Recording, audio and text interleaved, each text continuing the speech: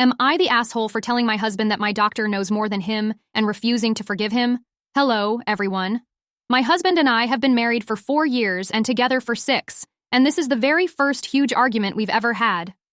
I, F24, am currently 33 weeks pregnant with his M31 baby. When I was 20 weeks pregnant, my doctor diagnosed me with placenta previa, which, if you don't know, is basically when the placenta for my baby is covering the opening in my cervix. They told me it would likely move as my baby grew, but it never did. So I am scheduled for a C-section in just 3 weeks. At 20 weeks, I was put on very light restrictions. But at 30, I got put on heavier restrictions, like no running, no lifting or climbing, no standing for longer than 3 hours at a time, and most importantly, no sex and no vaginal exams. Because my doctor told me that we want absolutely nothing to potentially make me bleed, which could lead to preterm birth. So, I have been doing this all for 3 weeks, but it has been driving my husband fucking insane. Every single day he bothers me for sex. Every single day. Every single day I tell him I can't and remind him of the restrictions. I don't even want to have sex anyway. My tummy is so big, and I am always exhausted. He doesn't really like those answers. Finally, he came to me and started going on about how doctors sometimes dramatize things for the sake of their careers and more money. He said they push for C-sections. I was like, okay, whatever, but I know that I have this condition. Obviously, I am going to follow the rules. He didn't take the answer, and we ended up having sex. For a few hours after I was having really heavy bleeding, and I got so scared. I was crying in the bathroom, trying to figure out what to do. I ended up calling my doctor, and she told me to come in right away. The whole car ride there, I was just sobbing, imagining that in an hour, I would be having a C-section for an only 33-week-old baby. We quickly figured out that I am not in preterm labor. I was just bleeding, and as long as it stops, it will be okay. It did, and I am fine. But while I was there, my doctor asked my husband to leave and started asking me questions. She asked me if I did anything I wasn't supposed to do. She was like, "This isn't accusatory. It's okay. It's just better to know if it was caused by something or random." I told her that I had sex. She just went over all the things again, and then gave me a bunch of information on domestic violence. She put them in my purse for me, literally. I was so embarrassed. When we got into the car, I broke down and yelled at my husband, telling him to never do that to me again and telling him that my doctor knows more than him and knows what is best for me and the baby. He apologized, and I could tell he really meant it. I have still been holding a grudge for days, and he's been groveling for days. He asked me how long I was going to make him apologize. I told him at least until the baby is born. AITAH for that? Update. I wasn't originally going to make an update just because I was getting into specific detail about my life, and I didn't want anyone I know in real life to find it. But I will because I don't know why, actually. I guess I just got some really good comments. I posted this about 7 hours ago, and I cannot believe how many people have responded. I don't know if I could ever say thank you enough to such thoughtful strangers on the internet. So originally my plan was to tell my doctor and my SIL, maybe my brother, but I wasn't looking forward to discussing those details with him. I rescheduled my weekly appointment with my doctor for tomorrow. I know some people said I would be able to just walk in, but I didn't want to do it, and then make some excuse to my husband. The comments made me realize the severity of the situation, and honestly, I am terrified. So, I called my SIL when she got off work, and we had a really long conversation. I mentioned in the comments, but my SEL and brother have never really liked my husband, especially my SEL. She was very supportive and kind, and we talked for a long time. I guess I can admit now that it wasn't just sex, it was rape. We talked about that more than anything else, and she cleared the whole confusion thing up very quickly. I told her a lot of the things my mom excused because she likes my husband, and my SIL was livid. I guess I kinda knew she always would be, which is why I never told her. She ended up telling me to talk to my doctor, and she will talk to my brother, and we will see what's going on. She said she will come down on the soonest flight, but my brother cannot come yet because they do have children of their own.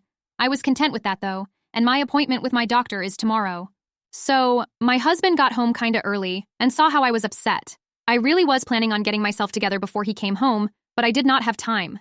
Still, I was not going to tell him anything, but he was being so kind, which he really usually is. I know that's hard to believe, but it's true. But today, especially, he was so kind and so worried about me. I know it was stupid to explain the situation, but I did. I don't know why. I'm just used to telling him my problems, I guess. It was a mistake, and I know that. I am really trying not to be so stupid anymore, but it's hard to switch from thinking about him as my loving and caring husband to my husband who is hurting me. So I told him that, and how he hurt me, and honestly, I am scared now. He was like, "What? How?" I said by forcing me to have sex, by literally forcing my legs apart and telling me to calm down. He was like, "Oh my fucking God, don't fucking say that.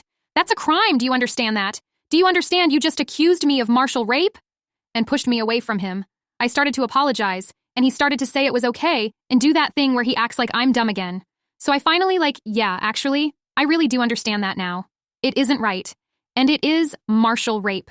It resulted in a huge argument, once again. He called me an idiot for even daring to say those words. I called him an abuser, and he literally laughed. He was like, "Who are you talking to? You don't know what you're talking about," and started to go on and on about things I don't know about. He said, sex with his wife isn't rape, no matter how you split it. I ended up trying to just walk away, but he grabbed me by my wrist. I snatched my hand away, and he held up his hands, was like, "Oh, I'm sorry. That might be considered battery of a pregnant woman if we're going by your definitions." The condescending tone is what really drove me to the edge, and I told him I don't want to be around him. He was like, "Fine, I'll go." I said, "No, I want to go. I want to be away from you." He threw the credit card at me and told me to go get a hotel then, so I did. And here I am, typing this now. And my Asil is on her way right now, but I am so far from okay. He's called me several times, but I won't answer. I've never seen him that angry before. I am slightly concerned what he will do if I genuinely tell him I want to leave and take the baby. He is the one who wanted to have a child, and I was convinced. It won't let me take her easily, and that terrifies me. Every time my daughter kicks, I just want to sob. I never thought that my own baby would make me cry like this, but I am just so scared. Final update. This one is quick, and for the people who wanted me to verify that I am okay, I genuinely don't know what to say about the amount of support I got. Thank you so very much. August 7th, I posted my update, and I mentioned having Braxton Hicks for the first time. I was urged to go to the hospital. I originally wasn't going to, but thank goodness that I did, because by the time I walked in the door, I was bleeding so heavily it was down my legs. Turns out I had a placental abruption. August 7th at 10:37 p.m., my daughter was born via emergency C-section. She is now only less than old as I post this, but I am being forced to deal with an attorney, and all of this already. She was only 33 weeks and 5 days when she was born. She is tiny, but still doing relatively well, so they tell me. She is in the NICU now, and I am in the hospital still as well.